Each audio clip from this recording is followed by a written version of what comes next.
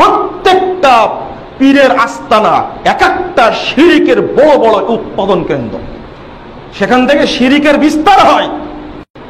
আজকে কোটি কোটি মানুষ কোনো না কোনো পীরের মুরিদ, সেখানে মানুষ মানত করছে।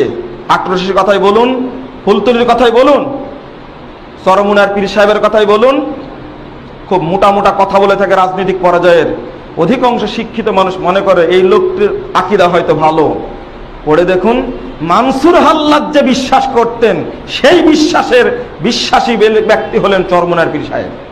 আর একটা বই আশিক মাসুক, এই বইয়ের 41 পৃষ্ঠায় লিখতে গিয়ে কথাটা লিখছে কিভাবে জিকির করতে হবে। জিকির করতে করতে করতে করে দেখেন ভিডিও প্রকাশ পেয়েছে না, লাফিয়ে গাছে উঠছে, লাফিয়ে বাসে উঠছে, মানে যারা পাগল হয়ে যায়। এই কথাটি লিখছেন তিনি, কিভাবে জিকির করতে হবে। জিকির করতে করতে যেন এক সময় বলে ওঠে আনাল হক আনাল হক আনাল হক, মানে আমি আল্লাহ আমি আল্লাহ আমি। মামলা করুন কোর্টে, যদি সাহস থাকে আমার বিরুদ্ধে কোর্টে মামলা করুন। চরমুনার পীরের বই দেখে জজ কোর্টে গিয়ে বলে দিব দেখেন বই লেখা আছে এটা। কেন এটা হবে?